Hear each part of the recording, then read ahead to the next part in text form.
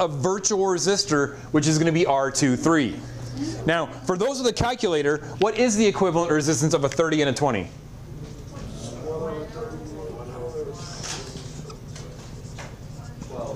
12. Okay. Now, sometimes those who like to write, you can draw it again. You can draw the resistor like this. The virtual resistor, R23, has a virtual resistance of 12 ohms. Is there like a comma in between those, or is it No, just R23 usually. Yeah. Okay. So that's how we use combination circuits. We take the parallel section or sections and we keep reducing it down until we have only one resistor. Once we have a single loop, then we can actually solve it and re-expand. Yeah. So this 12 ohm resistor and this 8 ohm resistor means that at the battery sees what resistance? 20 ohms. The battery is going to see 20 ohms of resistance. 8 for R1 and 12 for R23. Does R23 really exist? No. It's a virtual resistor, but it will allow us to do the math. We can always re-expand later. Okay. So now that we know what the resistance at the battery is, we can figure out what the current is here. Because this is 60 volts. Oh, yeah, sorry. They didn't write it down here, but 60 volts. This is out of your textbook. So the current everywhere here is what? 3 amps. So 3 amps at the battery, 3 amps at R1, and 3 amps in the virtual resistor R23. Where is your chart? We'll do it tomorrow. The chart is so much easier. I know, I like the chart. We will chart it, I promise.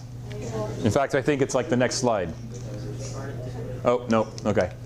You want to VIRP this really fast? We have like 2 minutes. Are you not charting it? I'm just giving you an example. We will VIRP a combination circuit tomorrow. It's going to be the first thing we do tomorrow. Okay.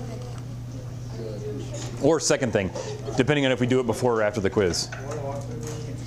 Let's do before, so it's fresh in our mind, so we know the flavor. I think this is the last thing that we're doing. Yep, okay, cool. All right, so does that idea make sense? So we can finish there? So that's how it works. Now, I do want to do one more thing before we quit. Okay, I want to do one more thing before we quit and realize that the virtual resistor R23 has a resistance of 12 ohms. We also know it has a current of 3 amps. Understanding that, we can calculate what its voltage drop would be. What would its voltage drop be? 3 times 12 is 36 volts. So the virtual resistor, listen very, very, very carefully. You have a minute before the bell rings. The virtual resistor experiences 36 volts of potential. But it represents a parallel section. The virtual resistor represents R2 and R3. Parallel sections have what that is the same? Voltage, which means R2 is 36 volts and R3 is 36 volts. Because R23 is a resistor that is actually a combination of R2 and R3. So if R23 gets 36 volts, R2 gets 36 volts, R3 gets 36 volts. Does this idea make sense? Okay, we'll pick this up again tomorrow. Yeah. Las Vegas has been described as a blank felt jungle.